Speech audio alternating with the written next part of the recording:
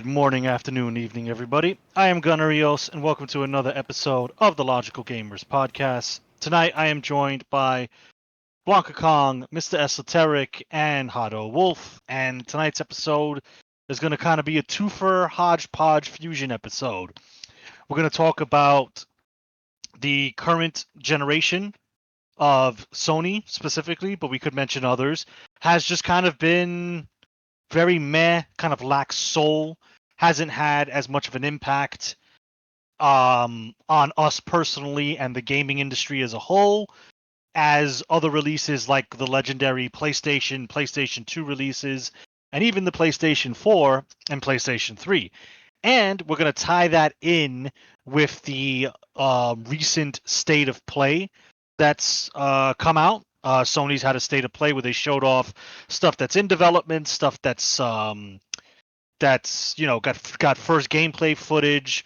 So we're gonna kind of fuse those topics together. We're gonna talk about how we feel about this current generation, what our thoughts are on it, and kind of is the state of play reflective of the lackluster generation that we have going on right now.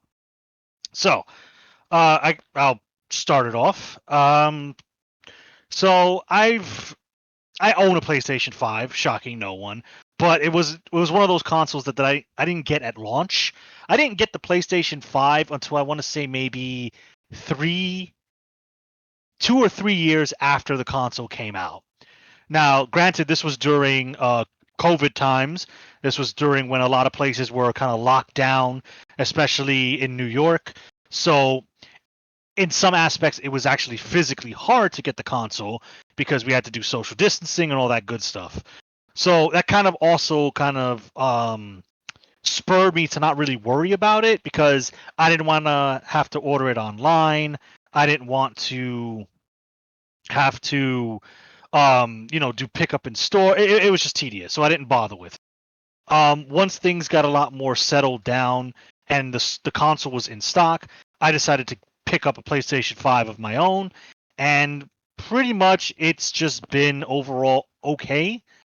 I want to say for like the first year that I owned it, I basically just treated it as an advanced PlayStation 4. It would load the PlayStation 4 games faster.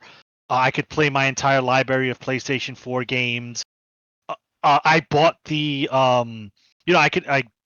I bought a lot of the games that came out. I bought the PlayStation 4 version because at the time they were 60 while the PlayStation 5 version was 70. And it's like, hey, I'm trying to save some money here, so $10 is $10. So, while it's an okay system and I do have some games on it and I do play it regularly, I want to say that it just didn't hit like other consoles did. Like it didn't hit like the PlayStation 2. Like when I got my PlayStation 2, I was a lot younger, granted, but that console hit a lot harder than the PlayStation 5, and history tells us PlayStation 2 is one of the best consoles to exist, one of the best gaming platforms to exist. So, what's been lost there. Maybe we'll talk about it. Maybe we'll discuss it because I think something has been lost there. Is it corporate greed? Maybe. Is it lack of ingenuity? Lack of creativity? Also maybe. So anyway, I've spieled enough. I'll pass it off to one of these fine gentlemen who wants to talk about their experience because we all own the PlayStation 5. We got it at different times. We got it for different reasons. So we're going to all have different opinions on it. So that being said, gentlemen, what do we think about this ugliest sin white box that we own? Well, For did you better or mention for that worse? we're going to also talk about State of Play? Yes. That Yeah. happened June? Yeah, Okay. yeah, I did. Because I had to step away for like 2 seconds, so. No All right. No, problem. all good. I mentioned. Esoteric, Yeah, you can go if you like. Sure, I'll go. So I acquired the PS5 at launch, at release. It was released during COVID, so that was 2020. And the reason why I acquired it so early was due to the fact that I'm a streamer, so I figured due to the limits, like the limitations of acquiring a console, me being one of the select few that was able to get one, it would have helped bolster my numbers within the streaming sphere. So people would have wanted to, gravitate more towards streamers who are playing the PS5 because they wanted to inquire about it. They wanted to see like what games, how the games look, and so on and so forth. But boy, was I wrong. The PS5 library wasn't strong. I believe during that time, the only game that I did have was two games actually. I had Demon Souls, the remake, and then I had Miles Morales. And although those two games played phenomenally, especially Demon Souls, it was a great game, great remake. Definitely stayed true to the original, and then added some trinkets and mechanics to like kind of flare it up a bit. It wasn't enough. Miles Morales was also a game. It was pretty good, but it could have been pretty much a DLC of the first Spider-Man because it was rather short. You can beat that game if you wanted to within a matter of hours. So yeah, my ignorance to what the console would have produced throughout the first few months kind of it kind of was a bad a bad decision for the most part, because I thought that it would have definitely helped out with my numbers. Fast forward to 2025. My PS5 library is the lowest amongst all my other console games. Like, I have a select few. Although it does, you guys aren't able to see it, but it does take up a couple of rows, like two. But compared to the other games that I do have, i.e., this like for the Switch and Xbox and so on, PS2 and so on and so forth, it takes up a large amount of my shelving space. And I think that's kind of disappointing because of the fact that a system being around for the amount of years that it has been around for it to have so little like games on my shelf, that's kind of out of the norm. And to like not have as much strong titles as it should be is also very disappointing.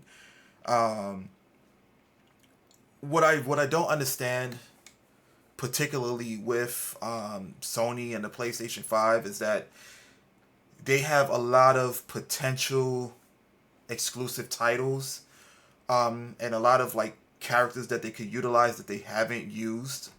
You have the Ape Escape series, you have the Sly Cooper series. Like, you have a whole bunch of potential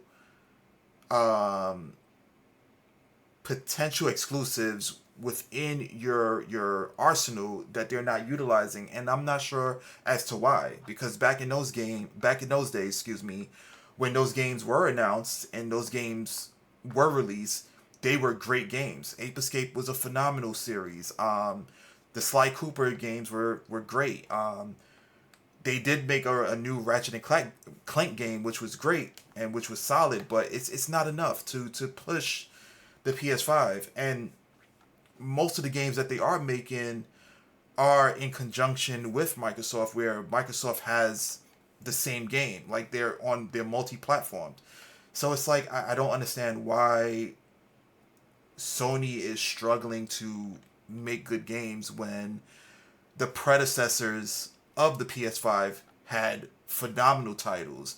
The video that we watched that kind of inspired us to do this segment, they spoke about Heavenly Sword. Like, we haven't seen Heavenly Sword since the PS3.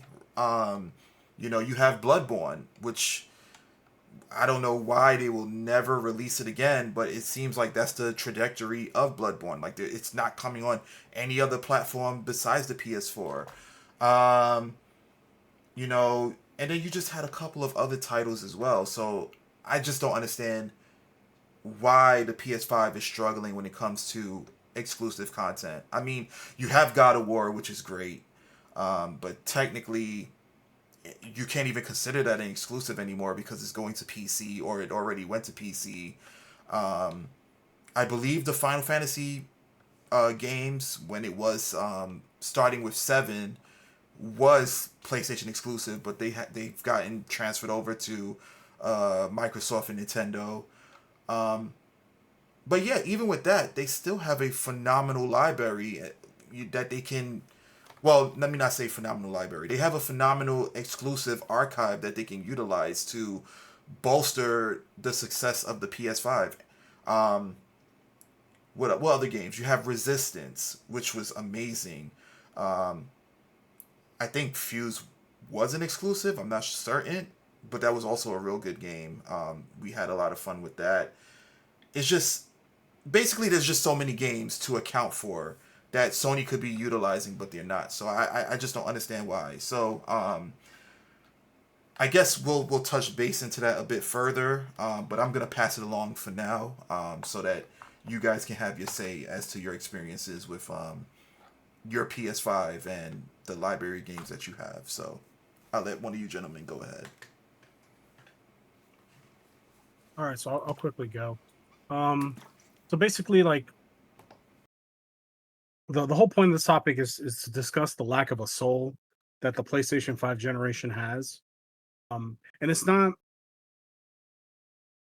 people can kind of get bogged down on this whole idea of like exclusives and you know, how many exclusives does this console have? And it has a lot of exclusives. That's it's unfair to say that it doesn't. It does have exclusives, but most of them are kind of like either cross-platform, like they were already on PS4, or they migrated to PC, so it doesn't feel like a real exclusive, or they lack a certain just personality. So I wrote down a few exclusives that I wanted to like point a light on. So PS5 exclusives would include Astrobot, Demon Souls remake, which is a remake of a PS3 game, Ghosts of Yotai, which comes out later this year, Helldivers 2, which is depending on who you ask, a great game, or you know, a game marred with controversy. Kind of depends, but I think as a game, it's pretty good. It's great. It's a great game. Horizon 2, which is also on PS4, which some would argue held it back.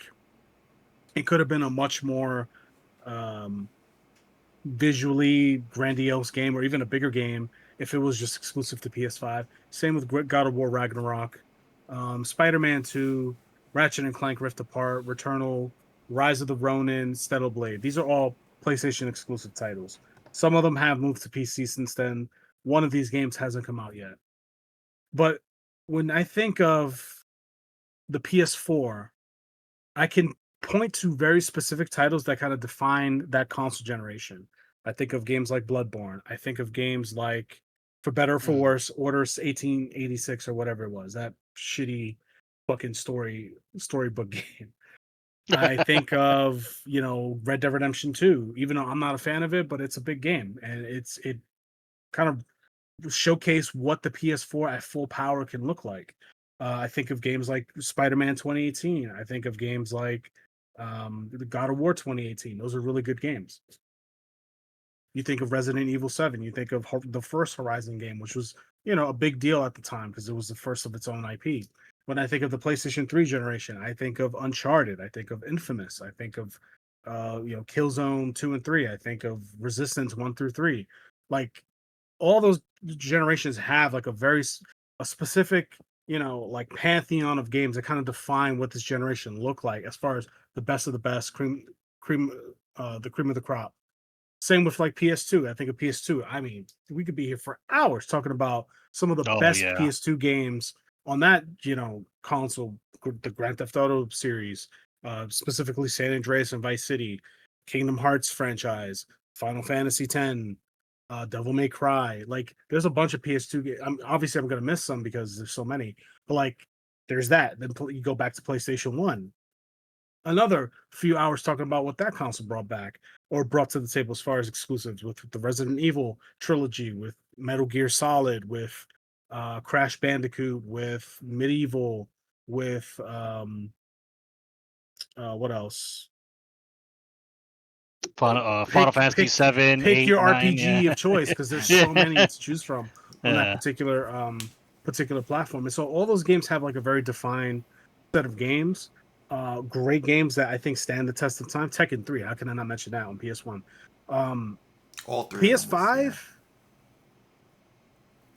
you know what I mean? Like, take your time. Like, what's Demon Souls remake? That was a PS3 game, so like it's hard to kind of justify that one. And look at the Returnal. list. Returnal was good, Yeah. but is that strong enough to like hold up the PS5 generation? I don't think so. Nah, I No, don't think I so. think it's an honorable mention, but it's like it's not it's just not enough, right? And so that's the problem. With this console generation, specifically the PS5. Xbox, I mean, who knows what the fuck they're doing over there? I don't even think they know what they want I to don't. Yeah. do. Yeah.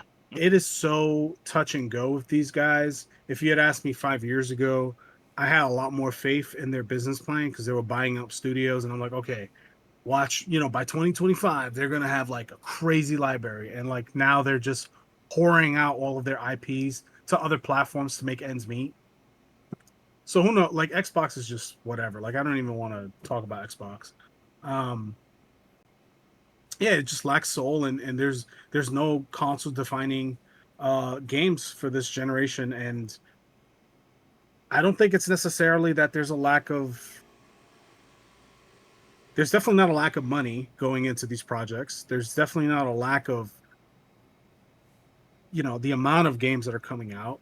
It feels like just about the same when you compare it year to year with PS4 and PS5. Like it feels like every 2 years you get like a really big banger. That's kind of what we're doing now. It's just they're not hitting as hard, and I think it's just because we hit a plateau. I think we've kind of passed the peak of what the industry can offer as far as what good games are. Like there is no new mountain to climb.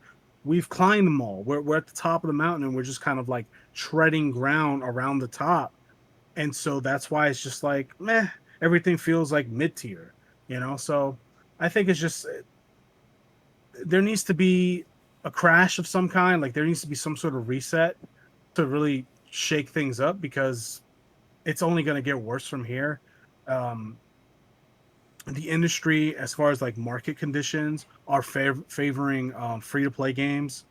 And so more and more companies are going to want to go that live service route because it's just financially more viable.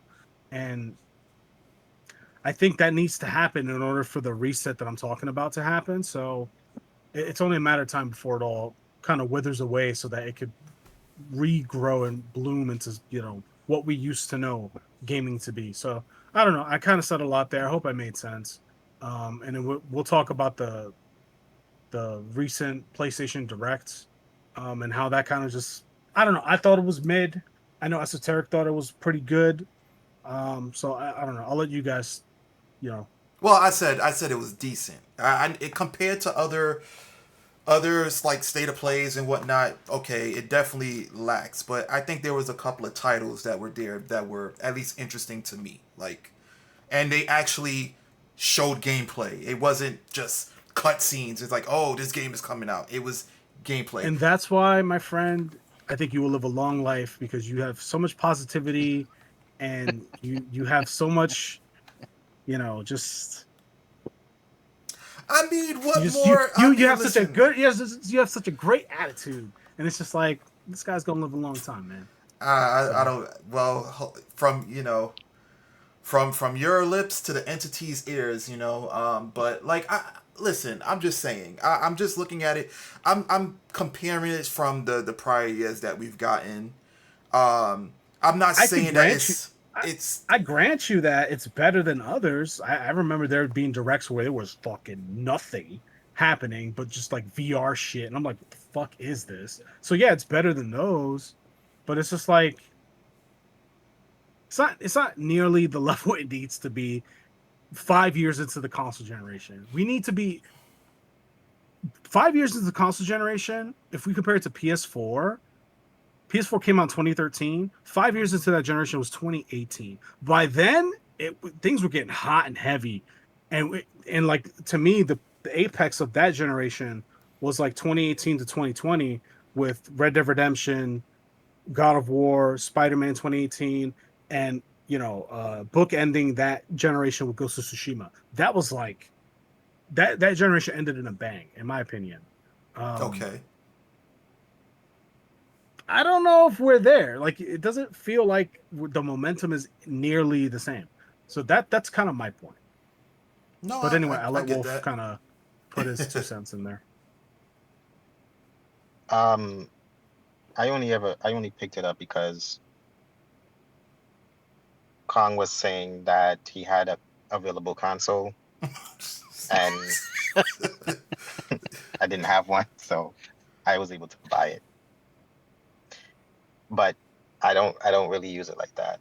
It's maybe just like 1 or 2 games that I have, but it's mostly my son that plays it. I don't play it, so I don't have any real value in it at this moment. That's all I can really say right now. And crazy thing is, uh, yeah, I get it. I get it. I mean, if I took a picture now, you guys would see a lot of PlayStation 5 games, but that's because I don't game on PC. I use Game Pass every now and then, so I don't own an Xbox. And if you look at my Switch collection, it's like 5 times bigger. Um, and a lot of the PlayStation 5 games that I own, they're not exclusive to the PlayStation 5. Um, which I've kind of gotten over exclusivity personally. I don't really care about that. Like if PC want, I don't care.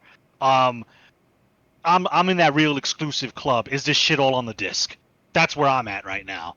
Um, but yeah, as far as like the soul goes, yeah, I think the PlayStation 5 is kind of, I don't know, it just feels like video box. Like it felt like back then you could each say like, well, this is what the SNES does really well. This is what the PlayStation 2 did really well. This is what even the Xbox did really well. Like with Halo and how monumental to the video game industry that franchise was, and to a lesser extent Gears of War. But now they just kind of all mesh together.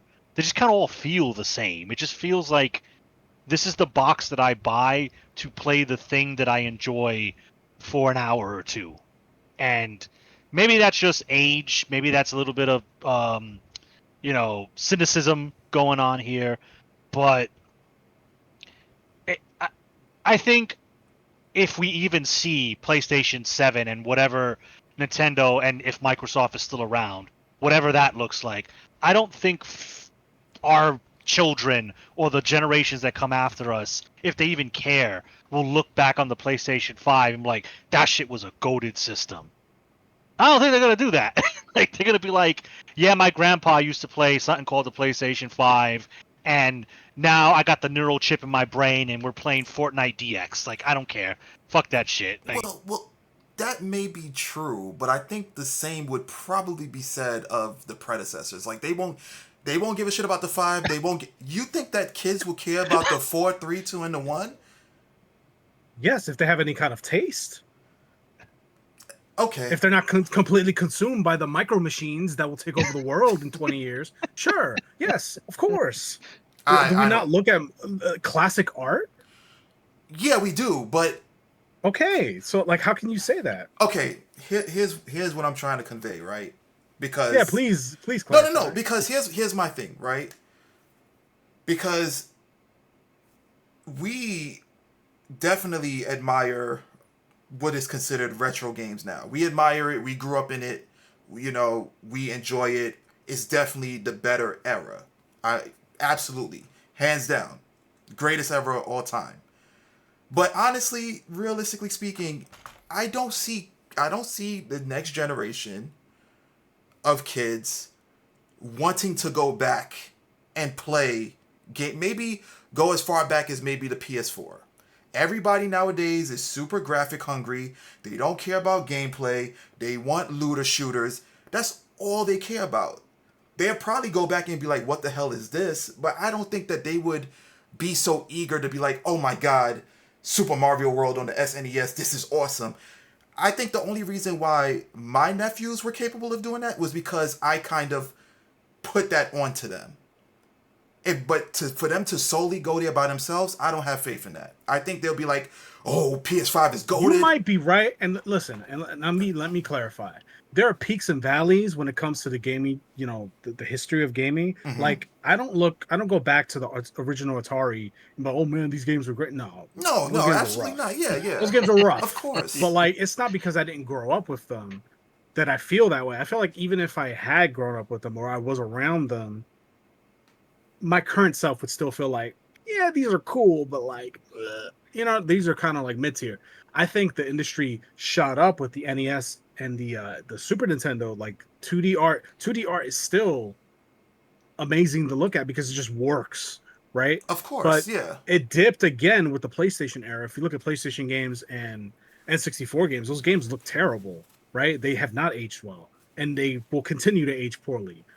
But it peaks up again, I would say PS3, PS4 era, and I think it's plateaued there. And I think we're on a downtrend in the current generation. I think you know, we're getting worse games because people are prioritizing what I consider the wrong things, like my graphics, my frame rates. It's like so stupid. Like I've met people that buy games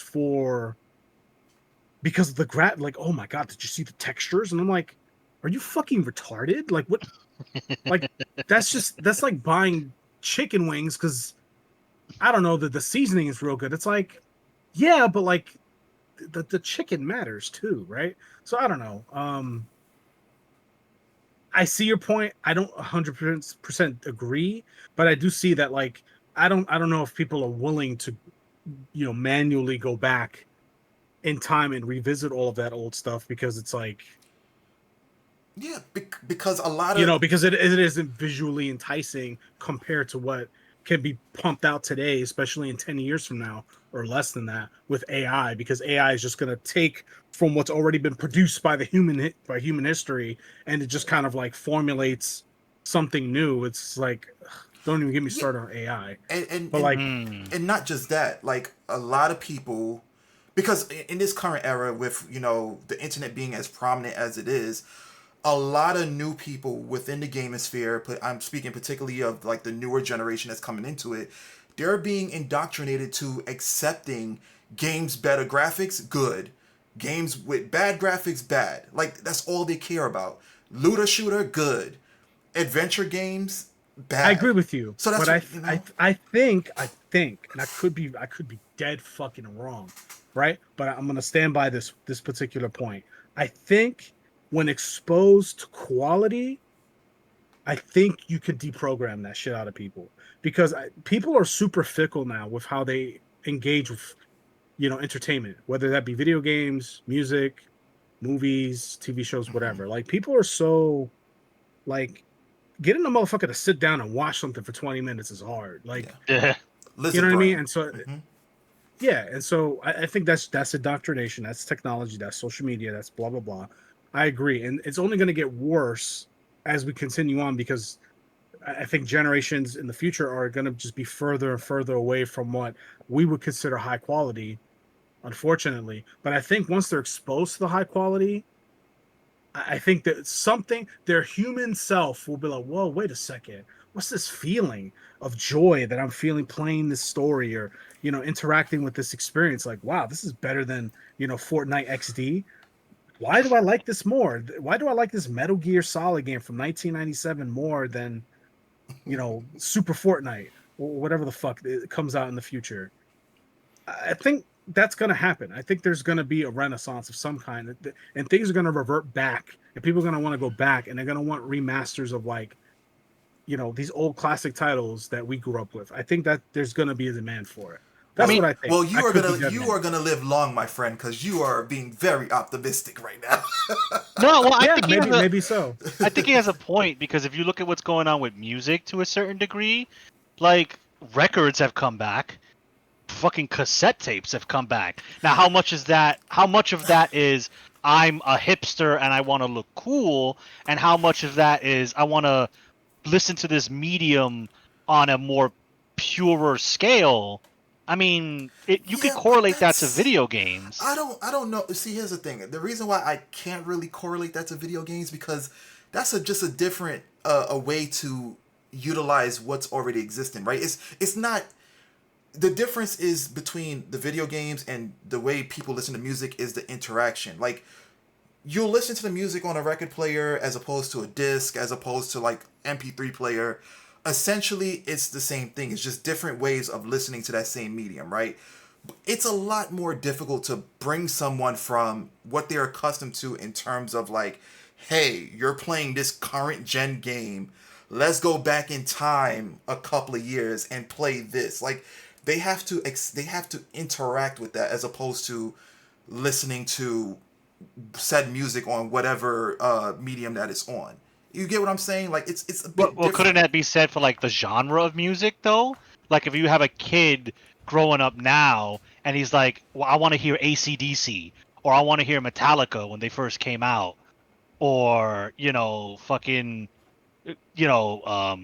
Pearl Jam when they just came out. Like that kid might grow to like that music. It's like, there's something different about this music that I'm not getting from current music. Oh yeah, yeah, And absolutely. I get like what you're I saying with could see that. that being a video game. It's like, well, I have Fortnite, but like not Modern Warfare, maybe depending on how old it is. But let's go from our perspective. Medal of Honor on the Okay. fucking PlayStation. Like he could play Call of Duty right now with Seth Rogen and the gang, or he looks at fucking Medal of Honor on the PlayStation and goes, this is old. I can tell this is old, but there's something about it that I kind of like. I kind of work with. Now it's not on a mass market scale. Maybe not. Probably more not. But I think you'll have a subset of people that I want to say will grow, that will grow to prefer kind of like this old aesthetic, even though they have the brand new flashy thing going on. So I mean, it's possible. Well, yeah, I think you're both right in a sense because I agree with what you're saying, Gunner. Because I listen to music, I go back in time and I'll purposely look into music from the 60s and the 70s and the 80s, and I'll discover new shit. And I'm like, wow, this is really fucking good. And like, I never heard of this person before. And it's like, wow, like these are really good songs. And like, you can feel it's intangible. Like, I can't put my finger on it. You could feel the soul in the sound, you could feel that shit. And so I think the same could be said about video games. I go back and I play old PlayStation 1 games all the time.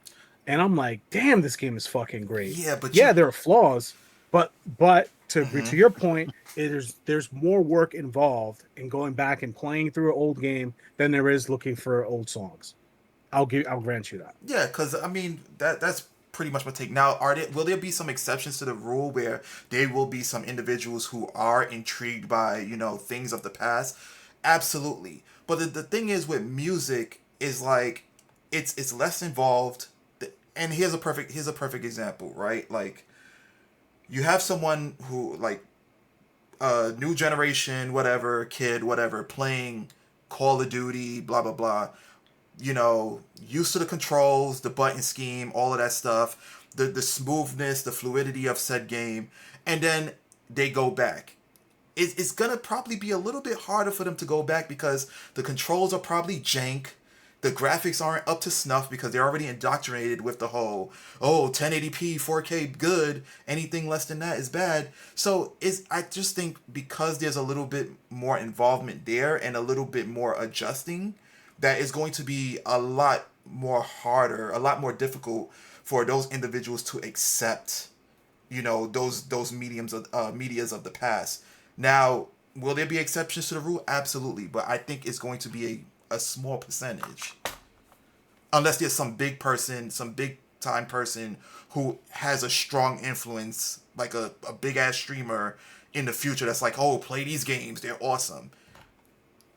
Because that's typically how people, get interested in certain shit now. They're watching YouTubers and content creators Yeah, who's like, play this shit of the that past. would be the main way. Yeah, That would so because it's an easier way to consume the product.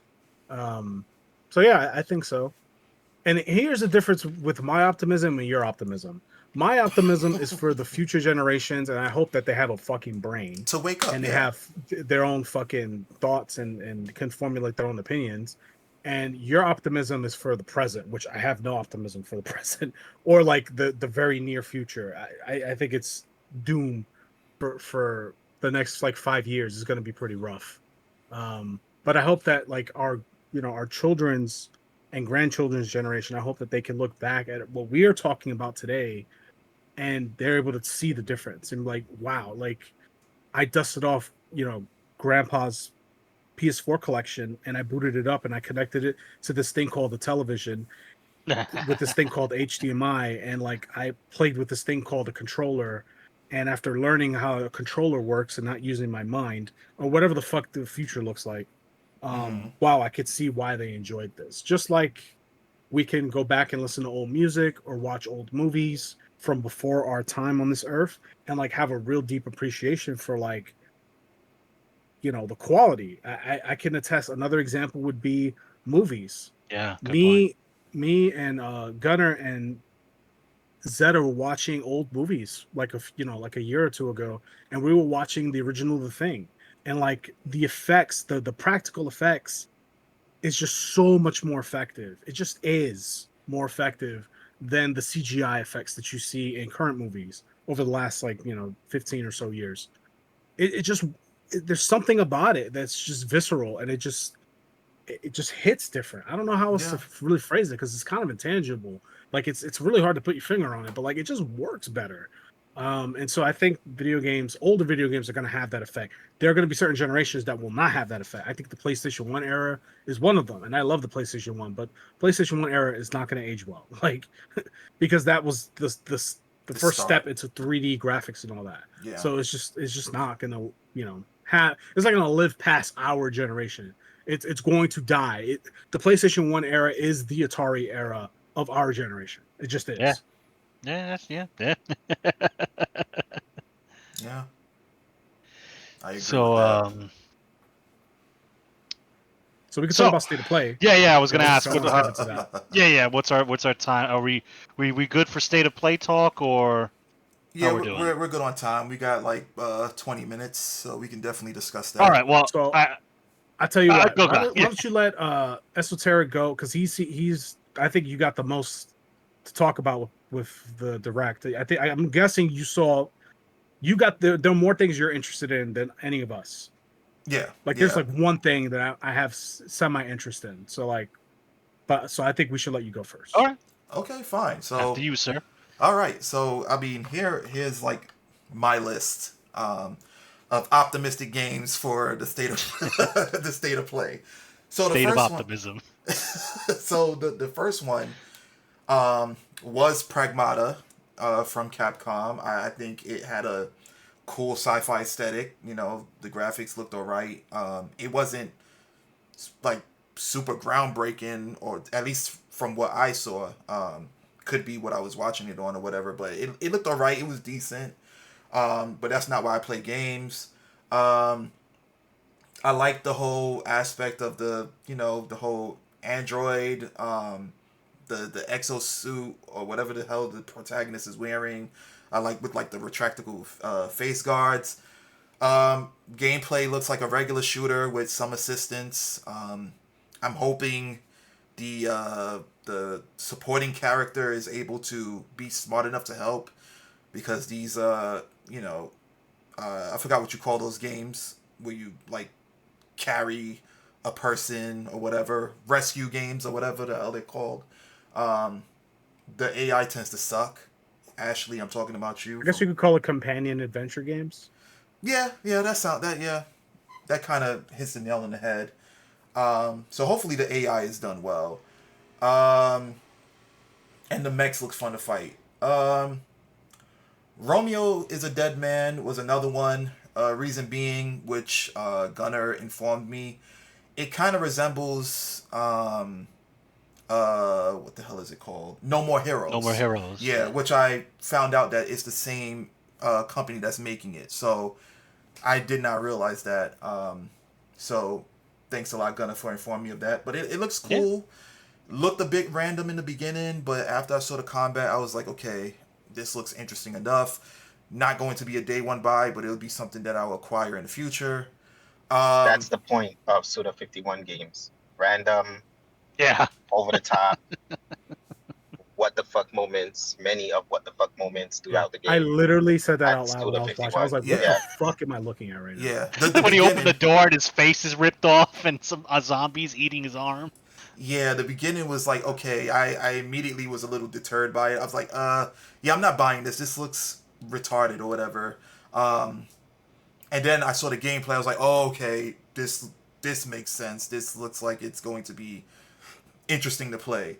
Um, One of the bigger ones that I'm interested in, due to the previous game being one of the best horror games, arguably, in my opinion, one of the best horror games being played, that I've played, Silent Hill F. I'm definitely looking forward to that. The remake of Silent Hill 2 was phenomenal. I enjoyed it. The atmosphere, the animation of the enemies and stuff. It was a great game, and Silent Hill F looks like it's going to attribute what Silent Hill 2 provided and bring it into its fold. So I'm looking forward to that. Um, Bloodstained. I played the previous games; they were fun to play. So Bloodstained, this one should be a solid Metroidvania game. They showed some gameplay. It looked interesting, looked fun. So thinking about picking that up. Um, Day one buy. You guys already know I love tactical RPGs. So Final Fantasy Tactics. It's just a remake of the original one. So yeah, there's that. Ninja Gaiden Ragebound, definitely another game that I'll enjoy playing because I've played all the Ninja Gaidens from the 3D to the original side-scrolling one. This one looks fun. Mortal Kombat Legacy Collection, because why not? It's Mortal Kombat. Why not pick that up? And then, last but not least, Neo 3. I think that game looks really solid. I do have a couple of concerns about it, though, because they decided to transition from it being a stage-by-stage type of game to an open world, so I'm a little concerned about that, and it having bloat. And another thing that wasn't much of a concern, it just looked weird to me, was the being able to change styles from samurai to ninja. I didn't mind being able to do that, or the mechanics being allowed. It's just the character changing clothes along with it. That just looked really weird, and it broke the immersion to me. I feel like if he's using different weapons, then there should be some like set skill tree available to make him, utilize different styles with said weapon. But whatever. I have yet to see how that will work out. And yeah, that was pretty much it for me. Those were the games that I found interesting. All of them had gameplay. All of them, seemed like they brought some, at least for me, brought something to the table. Some of them have legacy in a sense of I've played their predecessors and they were fun, so I'm giving them the benefit of the doubt. So yeah, that was pretty much my list of games that I thought were interesting. All right. I'll go. I'm kind of quick. Final Fantasy Tactics is my favorite. I'd rank that up there as my favorite video game. Period. Not just Final Fantasy game. I think it is arguably the best Final Fantasy game, and I will stick to that to my dying day. Um, so when I found out that we were finally doing it, um, call me a port beggar, call me part of the problem with remakes and remasters. Fine, I embrace it. Um, I'm probably gonna get this. Some more information was it is getting a physical release. Um, I assume the entire game is on the disc. That matters to me. It's priced at 50, which it's a little steep, but um, I think I'm just such a simp that I think 50. I'll buy it for 50, and I think it's fine. Like they could have tried to pull 60 or even 70. I think that would have been asking for a bit too much, but it's priced at 50. And It you has know a what you're getting collector's into, edition. so Yeah, like there is a classic mode. I can play the game just on a better version of the PSP one. They have an enhanced mode with kind of more quality of modern tactical RPG quality of life, a fully voiced cast. I do have to recognize that there was a lot of dialogue in Final Fantasy Tactics, and now that is all fully voiced. So I do have to recognize the expense that goes into that. So realistically, that's kind of like I need to buy this, me personally. Everything else was stuff we knew about, and the stuff that they showed was like, okay, cool. Neo 3 looks fine. Just for you Esoteric and anybody listening, Mhm. if you own a PlayStation 5, there is a demo for Neo 3 Yeah, I that did see came that. out. It is timed for some big brain reason that I don't know. It's 2 weeks, and then the demo will disappear. I don't know, but if you want to try it out and see for yourself, you own a PS5.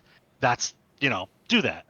Um, and the other stuff was just like, okay, cool. I know you exist. I might check you out down the line. Metal Gear Solid Delta or Metal Gear Solid 3, I'll probably get, maybe not right away. It's Metal Gear Solid. I like Metal Gear Solid, but is it like, let me drop $70 right now? Probably not. I've played Metal Gear Solid 3 a lot. So I'm not going to rush out and buy it. And then the ones that Esoteric mentioned, they're cool and they do interest me, but I have just become such a like price fiend when it comes to games. If your price does not match your value, in my opinion, you will either not get bought or wait for a sale, depending how deep or how shallow the sale is. Depends on what I think it's worth. So that's kind of where I'm at with these games. It's just like they look cool, neat. Um, $70 or $80, probably not. And just tactics is an exception to the rule. I I will own that game when it comes out. So for me, it was Final Fantasy Tactics. Really, that kind of made the whole state of play. If I'm gonna be real honest. So yeah, that's my input about that. Yeah, I know you've been waiting for that game for quite a while.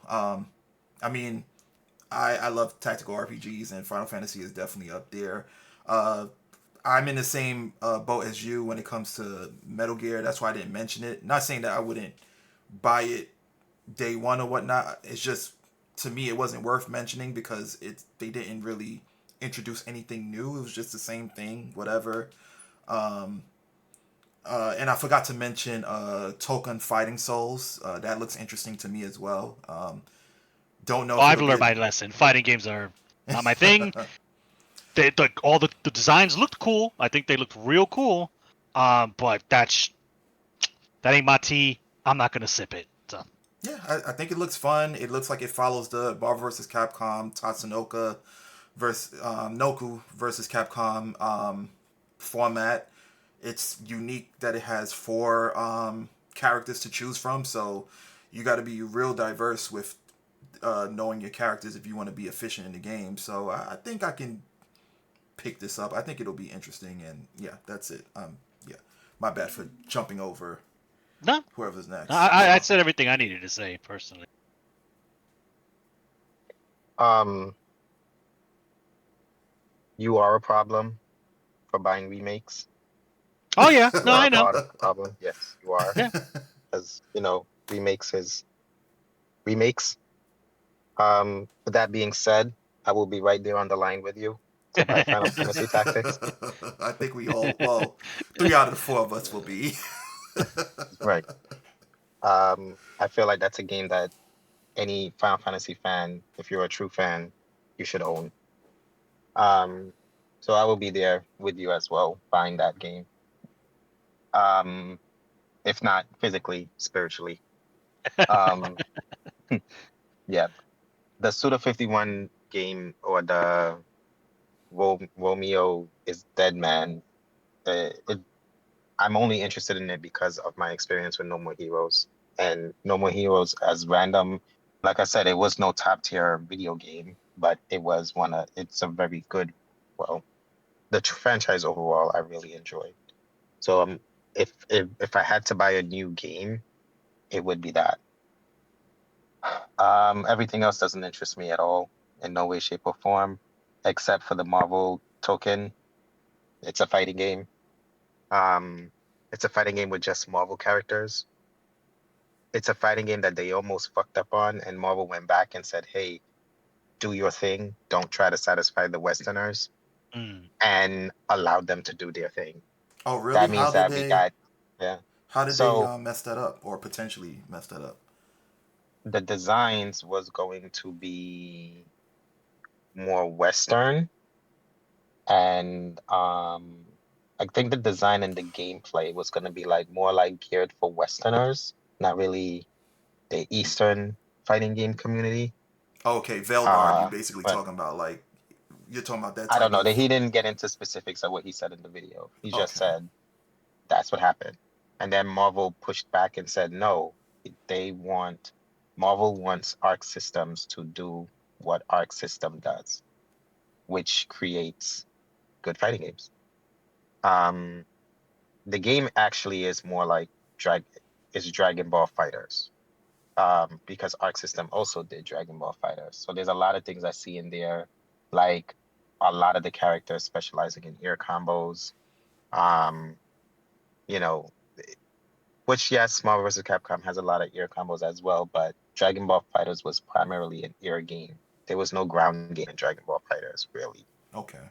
Um, that's all there. The moves being as crazy as you would see in any of those big anime fighting games is there. And regardless of what Disney has done to Marvel, Marvel Comics is still dear to my heart. So for me, I I don't care how many times I've gotten Marvel vs. Capcom. I don't care how many Spider-Man movies there are. It's still fun to see Spider-Man do an excuse me, Spider-Man do an evasive backflip into a lunging kick because his whole technique revolves around his spider sense, or that whole technique revolves around the spider sense. Spider-Man has never gotten anything like that in Marvel vs. Capcom games. I don't even think Marvel vs. Capcom, any Marvel vs. Capcom fighting game has used Spider-Man to his fullest potential, which I see here where they're at least attempting to do more than just web swing, web swing, web spring. Like there's more to the character in this fighting game from from the little bit they showed, and I appreciate that. I don't like Iron Man's design, to be honest with you. He looks like a mini Gundam, and honestly, I don't like. I love Gundams, and I love Gundam's design, but I also love Iron Man. But I don't think the two of them should combine. I don't see a reason of that fusion dance. What You is know what? that? Like, Iron Man looks stupid in Marvel Rivals as well, and I'm like, what? How do you fuck this up? Yeah, I don't. Anyway, I don't get it. continue. Yeah. I don't know why they did that, to be honest. I think they're He looks inspired like by Tekka Man. a repaint of Tekka. There you go. Yeah, that's what it That's is. exactly what I was gonna say. He looks like a repaint of Tekka Man Blade. And while again Tekka Man Blade looks like a cool design, I think it's because I know where Iron Man is coming from. So, and I know what the Mark suits look like. I'm not like I've always liked Iron Man suits because of the simplicity behind them, much like why I've always liked Ryu or I've always liked Kyo, because of the simplicity behind the character design has always been a pulling point for me. And if anybody want to contest that Iron Man is not his suits or his design isn't simple, he's mostly circles and triangles. If you really break his shape down, if you know how to draw or understand art in any way, Yeah, if he's you know mostly circles and triangles. if you know the character, all Um, he does is try to simplify his armor. So, I Right. mean, He's always had a very simple look. But this one looks like, he borrowed his suit from Tekka Man Blade and was like, yeah, I'm in Japan, and for whatever reason, one of my many Mark suits can't make it over here. So I'm borrowing this.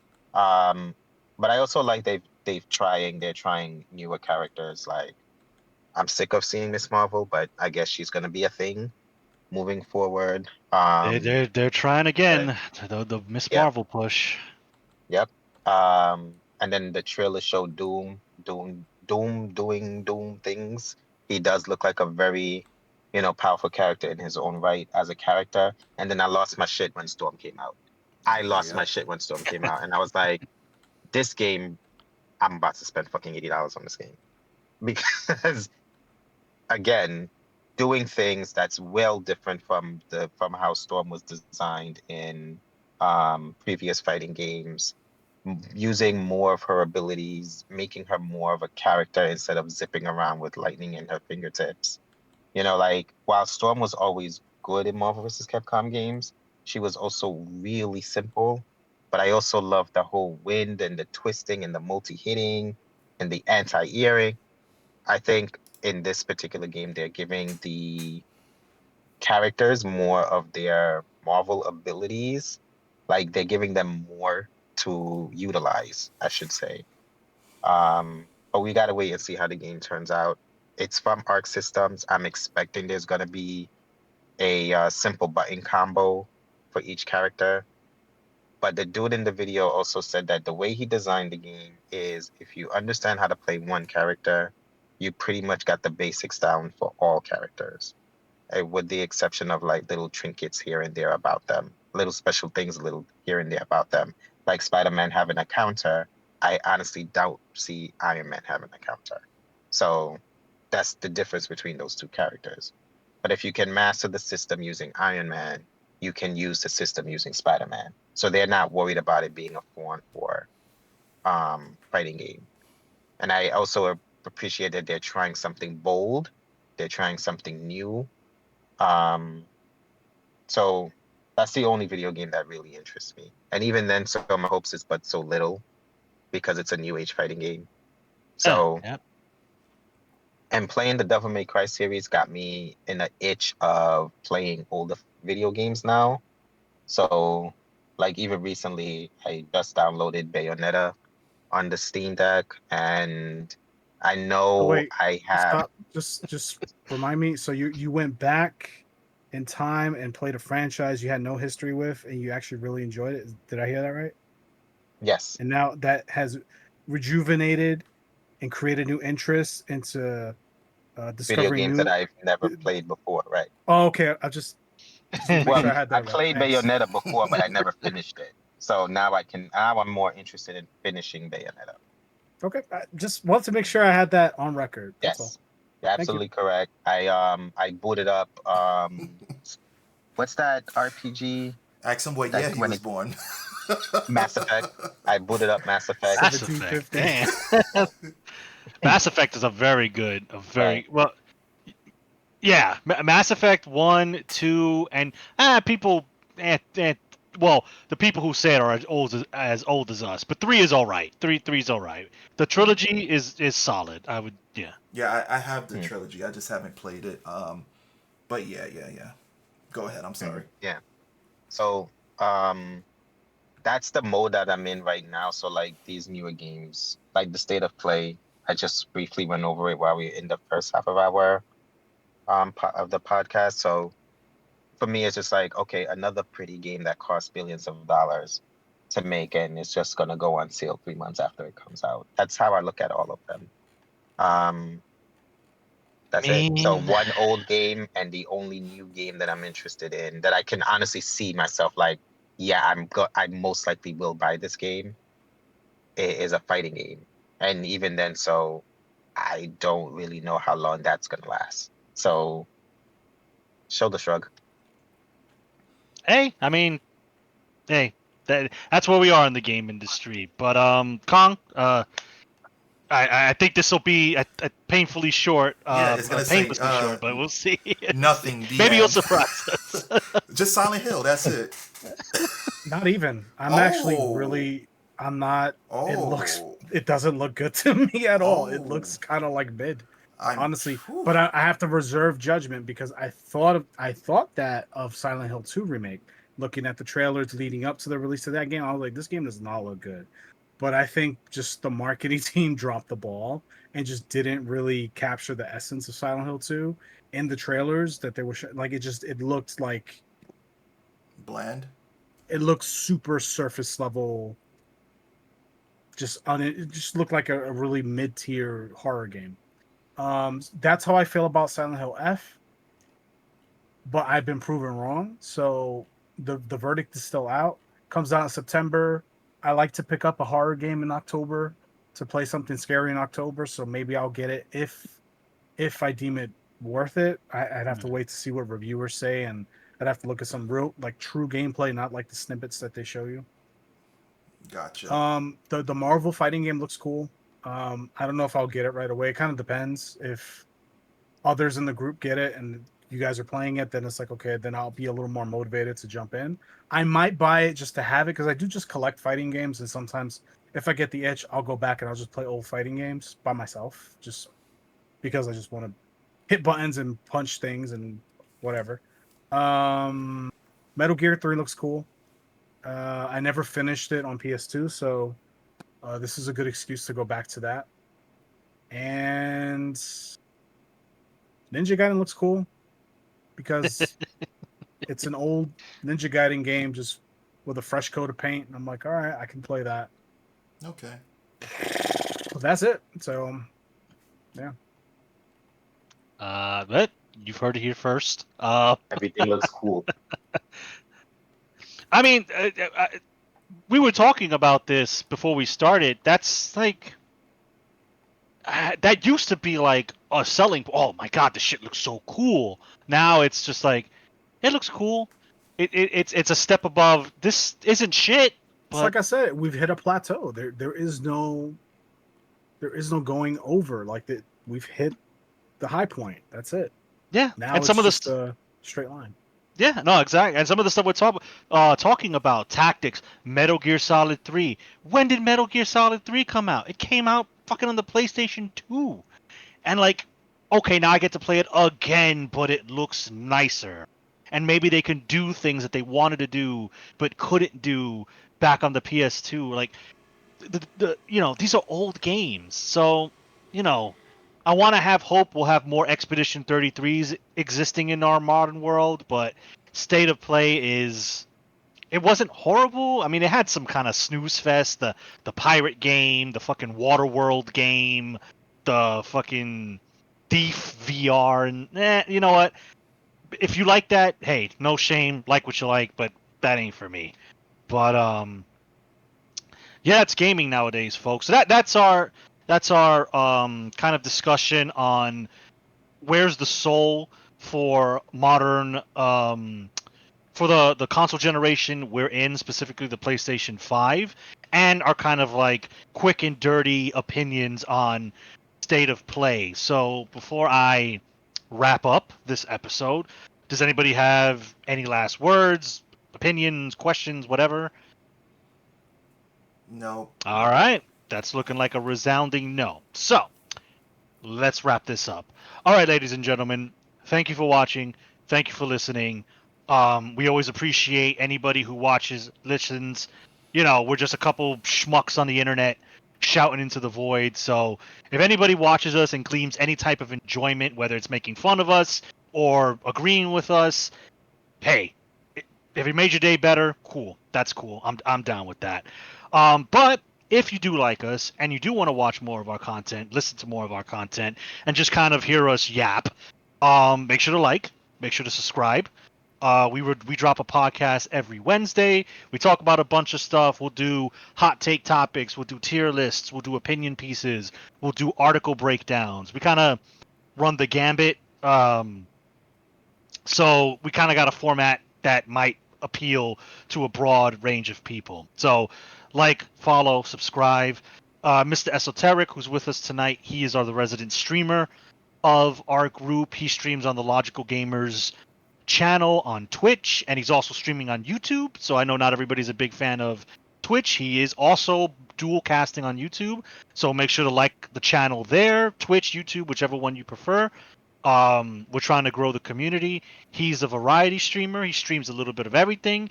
He's playing some old boomer games like Pokemon Yellow. He might playing some Night Rain.